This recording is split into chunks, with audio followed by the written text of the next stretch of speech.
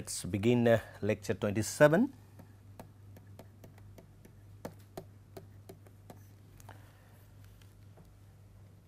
Here we will continue our discussion on kinetics of corrosion. Now, in the last lecture we talked about expressing corrosion rate in the form of either MDD or GMD, means gram per meter square per day, milligram per decimeter square per day, or there are one more section which is basically mm per year or MPY. So, now MPY and MPY is nothing but milli-inch per year. This is, we talk about uniform corrosion, and this one is nothing but localized corrosion. Now, then we thought that we would get into the electrochemical mode of corrosion, expressing corrosion rate in the form of current, because you would see in a while that current is nothing but the rate of charge transfer, and for corrosion is nothing but the anodic reactions or the formation of metal ion from metal, and then electron will be released, and that electron will be taken up by some cathodic reactions. Now, sometimes we have to see that these units are interchangeable. Let us say we know that what is the amount of metal loss, and then calculate the corrosion rate in the form of mass loss per area per unit time, and then after that we see the surface and then see that the surface does not change much. So, then we have to convert it into the another unit which is nothing but the depth attacked or the depth penetrated per unit time. So, that conversion is quite straightforward, only thing is we have to divide it by the density. And in addition to that, while we change the units, there could be some conversion factor. So, like one conversion factor which is very popular is MPY is considered as 534 into del W by area by time by density or the rho is density of the metal, where del W is expressed in the form of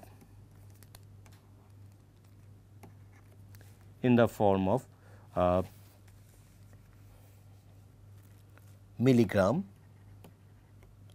A is inch square, time is hour, and rho is gram per centimeter cube.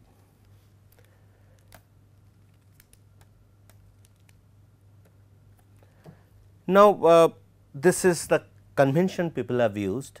So, I think from the first when it was first understood that time this particular expression existed, but now I would say that you do not bother about this expression, only I am showing it that how to why this conversion factor 534 comes in.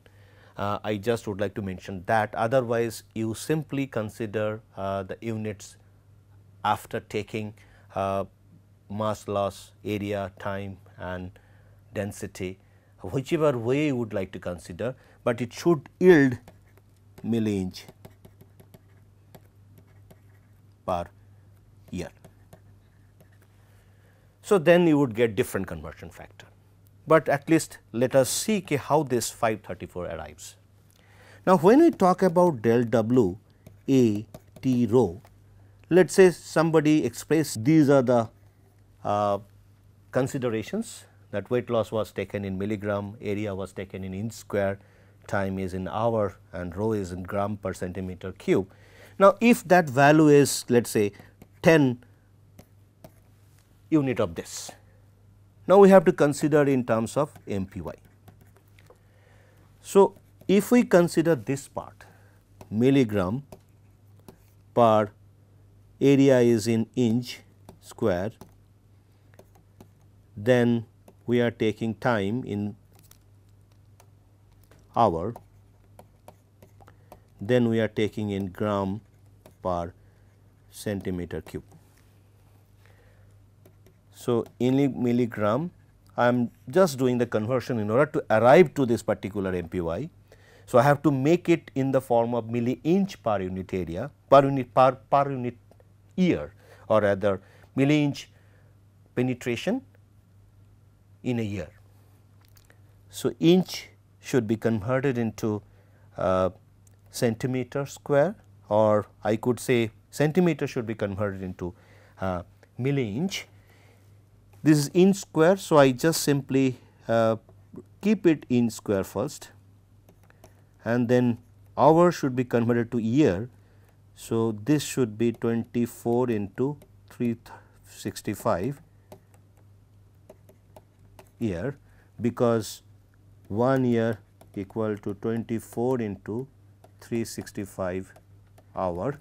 So, from that I can write 1 hour is nothing but 1 by 24 into 365, and then gram I can convert into milligram, since this is a milligram.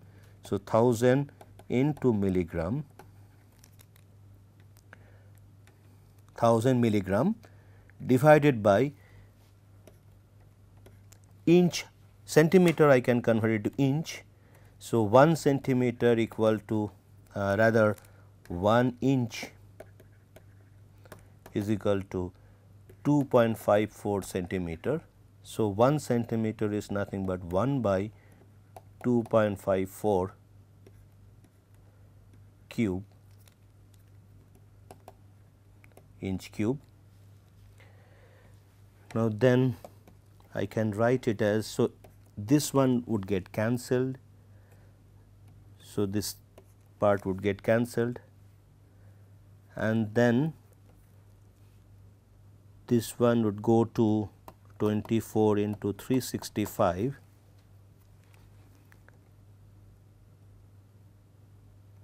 divided by 1000 into 2.54 inch per year. This should be cube.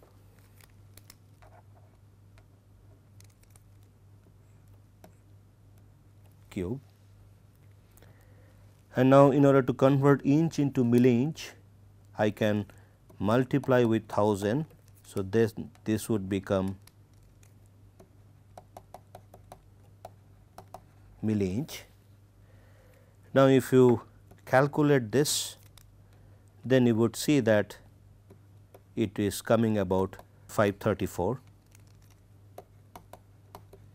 Roughly it is coming about 530, it will come around 535, close to 535 something. So, you can roughly consider it as 534. So, that is what, if I consider 10 of this particular amount, then this would become into 10 into 534, this much milli-inch. So, this would be equivalent to milli-inch. So, this is coming about 534.0. So, you understand that how this 534 comes up. It is basically converting these units in the form of the units what we desire or what we want. Here it is MPY, and if we consider all those parameters in the form of these units, then there should be a multiplication factor of 534, and this is coming because when we convert those units, we have to see all those conversion, and then finally we achieve 534, that is the multiplication factor. So, like that that way you can convert any unit into any other unit. For example, if we consider let us say millimeter per year, I have to convert into MPY or vice versa. So, then also it can be done, like let us say I want to convert MPI into millimeter per year. So, MPI is nothing but milli-inch per year. So, this is coming out to be this is and then we have to make it in terms of millimeter. So, 1 inch equal to 2.54 centimeter is equal to nothing but 254 millimeter.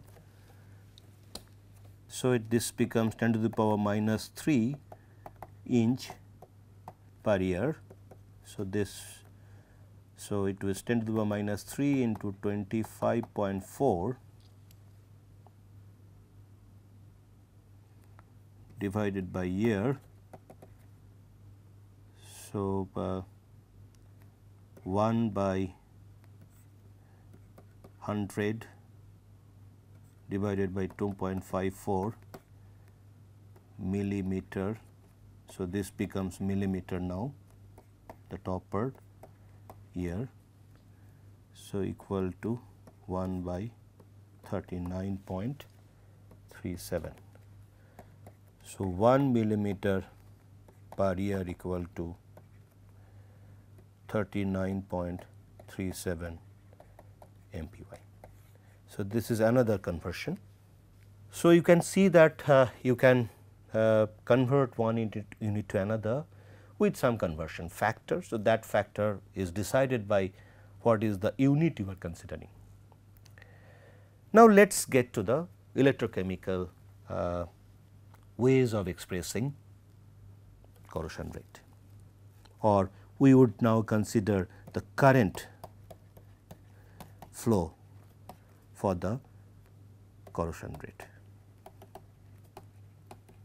Now, when we talk about current flow as the measure of the corrosion rate, we have to see that why this current flow should give us corrosion rate. Now, let us say the metal dissolution. So, metal is going to N plus Ne, and where N is basically the oxidation number.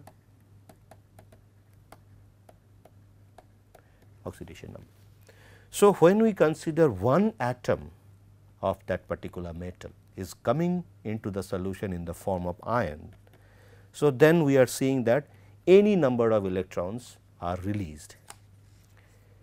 Now, if we keep seeing this particular conversion from metal to metal ions, that means we are seeing that the loss of metal is continuing, and then we are also seeing the number of electrons are also released, that number is also increasing.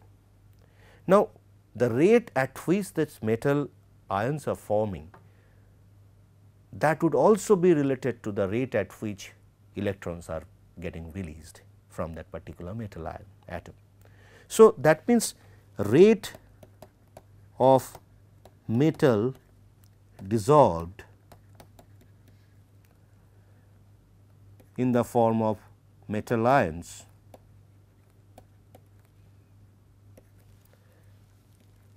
so that is also somewhat equivalent to rate of electrons generated. So, and when we consider rate of electrons generated, and we also know that rate of charge flow is nothing but current. So, that means this is nothing but current. Of course, the current could be different, current could be anodic, current could be cathodic, and here since we are considering anodic reactions, this current is nothing but the anodic current. So, it looks like that the current flow is guiding the rate of dissolution, or if we can have the knowledge of that current which can be easily measured with an ammeter, so we can know what is the rate of corrosion. Now, when we talk about the rate of corrosion is related to the current or the flow of charge per unit time, then we have to take care of, we have to consider the Faraday's laws of electrochemistry, or popularly the laws of electrochemistry. So, this is very important when we consider the rate of corrosion in the form of current flow. So, let us see what are those two laws of electrochemistry. Those are exact laws. Now, first it says the amount of chemical change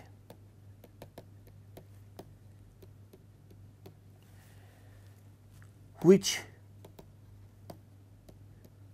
occurs at any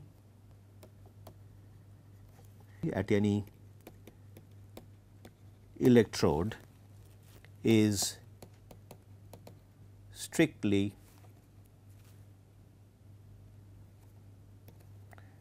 proportional to the quantity of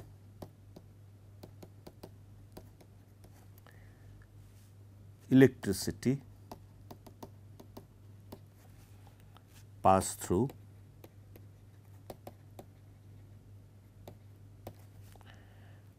the electrolyte.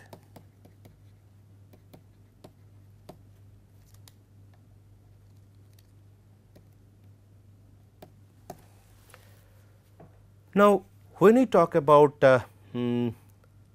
electrolysis, let us say, if we send, let us say, we are taking AgNO3, that is the solution, aqueous solution of AgNO3, and then if we send current, and if we send current, let us say I, then we would see that this is positive electrode, this is negative electrode. Here Ag will deposit, since this reaction takes place. Now, if I send q amount of charge, so then we would see that the weight that is deposited in the cathode is proportional to q, or simply write W is proportional to q, and the proportionality constant, this Z, is nothing but electrochemical equivalent. This is the electrochemical equivalent of that particular metal.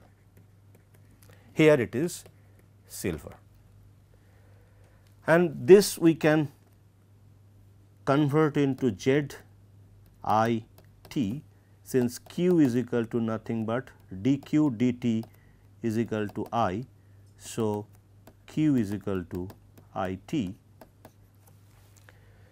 Now, Z, the definition of Z would be, if I equal to 1 ampere and t is equal to 1 second, then Z is equal to W.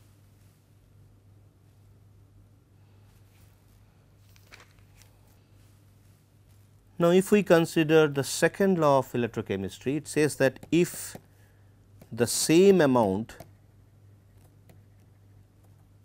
or the same quantity of electricity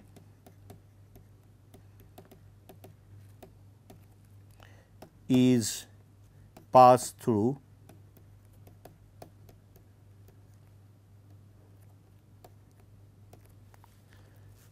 different electrolyte, the different amount of chemical changes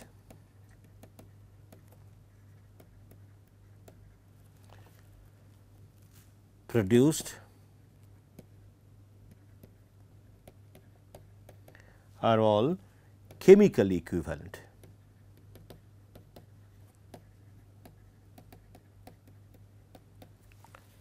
Now, let us see what it says. Let us say we have two cells, one is the cell what we have shown there, this is 2 electrodes and then here AgNO3,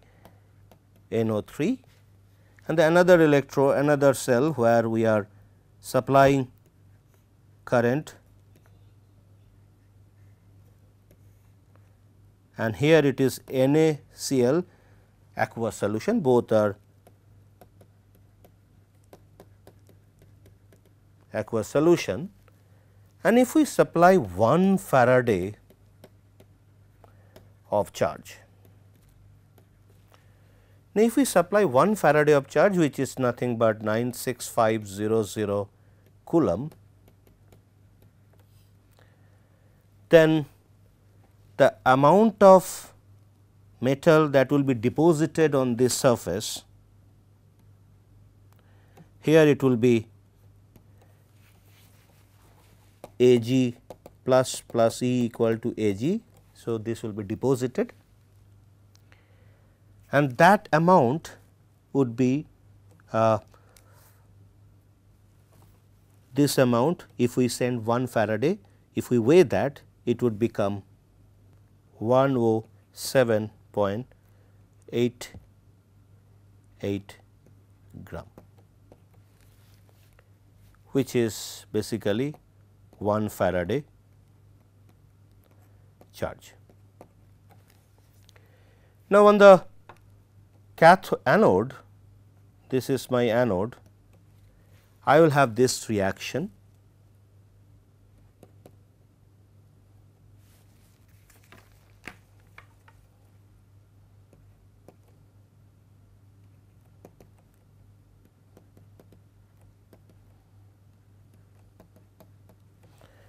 And then we will generate oxygen, and that time the amount of oxygen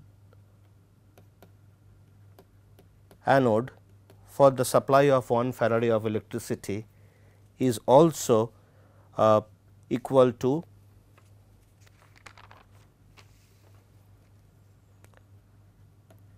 gram. Now, if we see this Ag and O2, Ag has got oxidation number 1.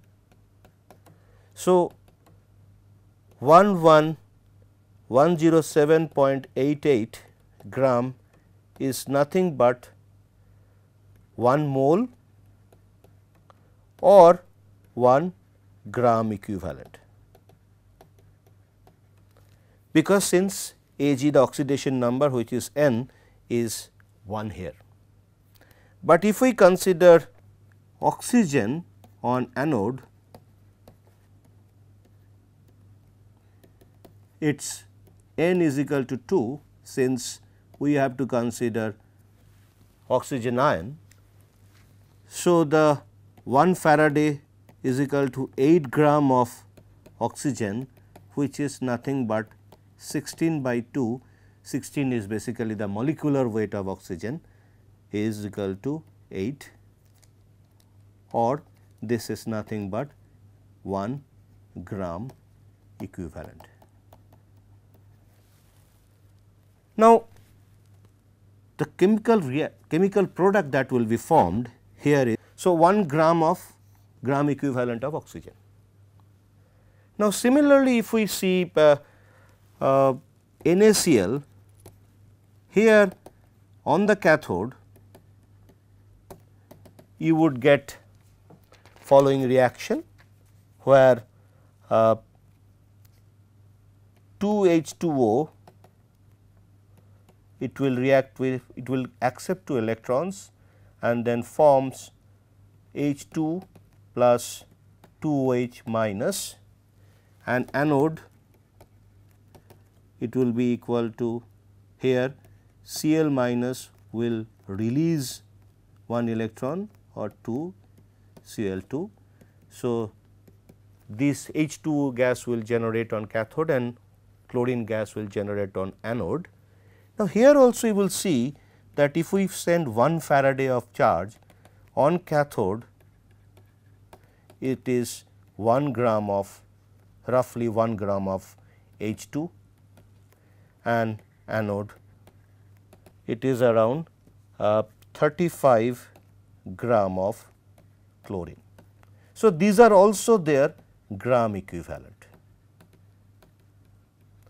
So, now what we see that if we send the same electricity or same charge, we are getting similar amount of the equivalence, the chemical equivalence amount of products. That means, if we send 1 Faraday of electricity, we are getting 1 gram equivalent of that product. So, 1 gram equivalent of silver, 1 gram equivalent of oxygen, 1 gram equivalent of chlorine and H2 in those two cases. So, that means the second law is validated. So, now that means E1 and E2 should be equal to Z1 Z2.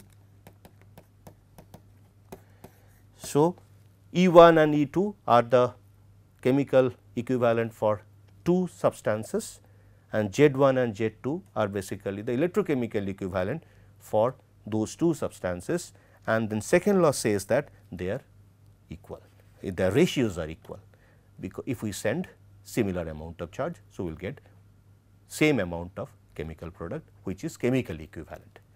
So, let us stop here. So, we will continue our discussion on this and try to get some relation with the current and corrosion rate. Thank you.